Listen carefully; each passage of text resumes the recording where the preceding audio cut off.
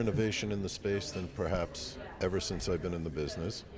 The pace of change is amazing. That's a twin-edged sword. The good news is there's a lot of new stuff, and a lot of it is really helpful to your practice. AI is really starting to emerge into the space in ways that can be useful for advisors.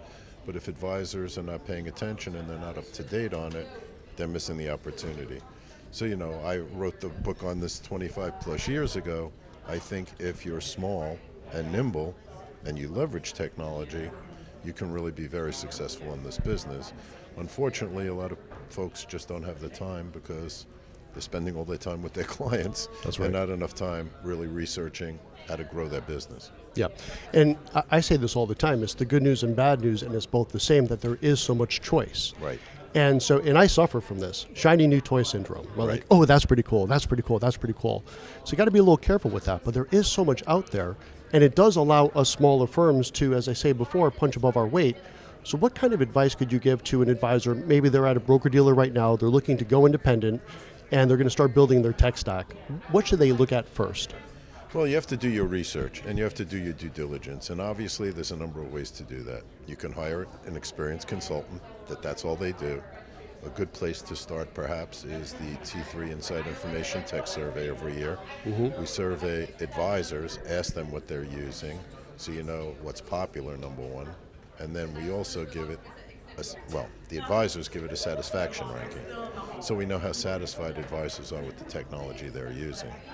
And I think that's a good place to start, but you also have to be strategic. It's not just enough to buy a piece of software that other people are using that they like.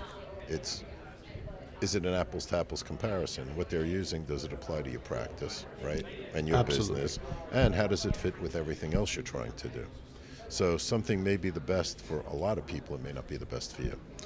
Super important point right there. So when I broke away and dropped my 724, which is about 6 years ago now, I chose some technology that was very popular, worked great for a lot of people, and I'm sure was absolutely fantastic for a lot of people. It was absolutely horrible for us. Yep. Really bad fit. And so we had to, after a year of onboarding with that technology, we had to bite the bullet financially and time-wise and switch out our entire tech stack, which we're super happy with now, but that was such a big mistake. I'd like to ask you a question on this. What I feel, I always try to give advice to these advisors looking to go independent. I had a huge screw up with that tech stack. Not that the tech was bad, but to your point, it was bad for me. I think it's important for advisors to talk to other similar advisors to the firm they're looking to build and find out what they're using for their technology. Is that a tactic, or what else could they do to avoid the mistake I had? My experience with that is sometimes it's the blind leading the blind. Okay. So it's interesting to understand what other advisors are doing. But again, most of them know not a lot more about tech than you do.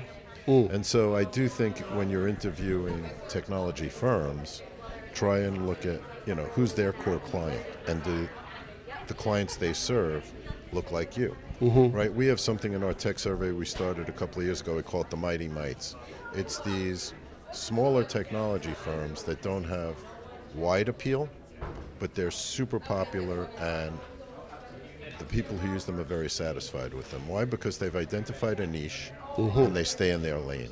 So we would say that firm might be bad for 80% of the advisors out there, but for the 10 or 20% that it's a good fit for, it's going to be a great fit. Yeah. Because they're not trying to serve everybody, they're just trying to serve a certain type of firm. And that, if that's your type of firm, it could be a really good fit. Right. And I think that's kind of the theme here. I don't think there's any such thing as the best technology. It's just the best fit for what you need it for. Is that fair to say? I would definitely say that's true. And again, when people come to me as a consultant and say, what should I be doing? First thing I want to do is understand their firm, right?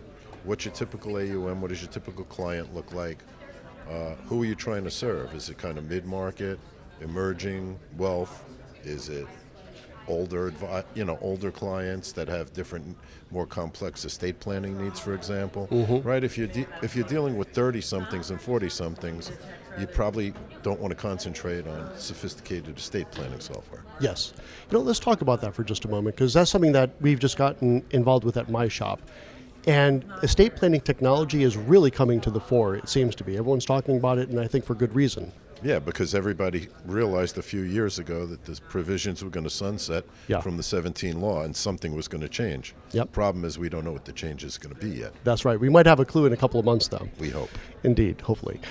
So what I was getting at with that, and this is kind of a sidebar in the estate, but that's top of mind for me.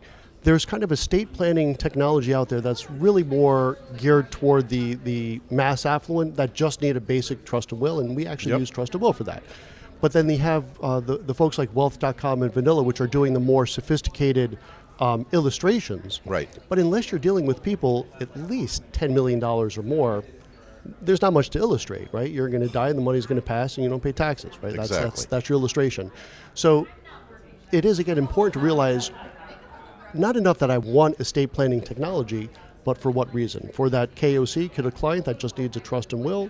Or do I have a lot of higher net worth individuals where I need to illustrate irrevocable trust and things like this? Yeah, I think that's part of it, and also that space is very diverse. There's other firms in the space that are just trying to help you create the documents at a much lower cost than going to an estate planning attorney would typically charge, right?